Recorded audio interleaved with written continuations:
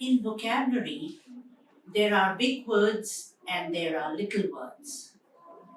Often you may be very conscious of using big words, but you might not be so conscious or careful of the use of little words. But little words are as important as big words. What do these little words do? They join together parts of sentences and they help to make the meaning clear. So it's very important to look at some of these little words. Pronouns. Pronouns are those parts of speech which tell us something about a noun. That's true. But they also tell us about the speaker, who is speaking, who is writing, and whether it is a personal viewpoint or whether it is the viewpoint of many people or just one person. Accordingly, we choose the right pronoun. That is I or he, she or it, they, we, you. These are all different kinds of pronouns. We must remember that when we start using a pronoun, we must use the pronouns that match with the same pronoun. For example, which pronouns will go with I? With I, we have pronouns that refer to a single person, first person. So it would be me, myself, mine. These pronouns will go with I. If we use a pronoun like he or she, then we will use matching pronouns like his for he and hers for she, hers or her for she, and it. So they will be used for plural. And for that, we can have their as the possessive. So they said that their books. So we have the pronoun which is the plural of that, of they. Then we is also plural, first person we. And then we would have pronouns matching with that, like our, O-U-R-R, ours, O-U-R-S, and ourselves. So all these pronouns match with we. So this is what we have to be careful about when we are speaking or writing, that there is no mismatch. If we start with speaking about a person who is he, then we have to go on and talk about that person with the same pronoun and not use some other pronoun for that person.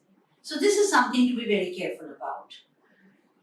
Then the articles. Now we know that in English we have only these three articles.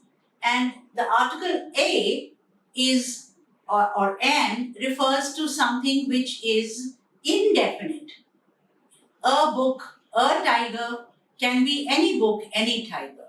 But when we say the book, the tiger, then we mean something specific. So that's a definite pronoun. So here, definite article. So here we have to take care that we use either the definite or the indefinite to convey the meaning that we want to convey. That is, we want to convey the meaning of something that we know about, then we'll say the book. But if it is just any book, then we'll say a book.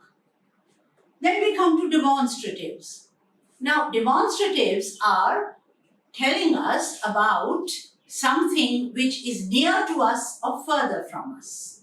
So we have this and that. So we may say this book which is nearby to us. But if we are referring to some book which is far away, we will say that book.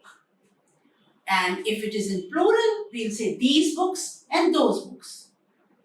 So even if you don't remember these terms like demonstratives, modals, etc., but you must remember the words themselves, because it is these words that you will use in order to convey your meaning. Modals are helping verbs. Again, they are attached along with a verb and they tell us about some action. It may happen it can happen, it will happen, and so on. So these also are important in conveying meaning. Finally, prepositions. In English, there are many different prepositions.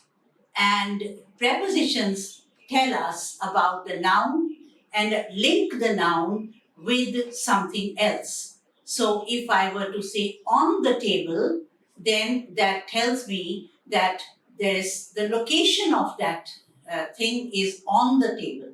And if we say off, on, or to, up, down, over, across, around, with, all these small words tell us about the location of an object, where it is, and how do you link that object with the rest of your sentence.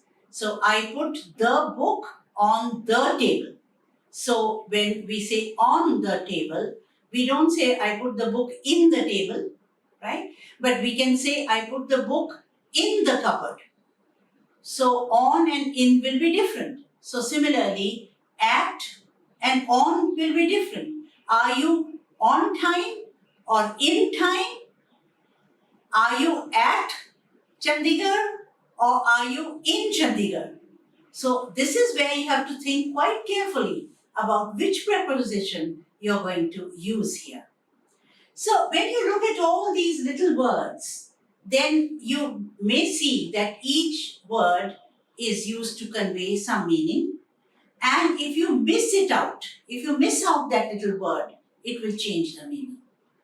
So when you revise your writing, you must check your whole passage to see whether you have missed out any word, any of the little words, or whether you have used some word incorrectly, and then in that case, you must change it, you must think again about it, and then write the correct word. So this is something you must keep in mind when you're doing your writing. But it is equally important in speaking as well.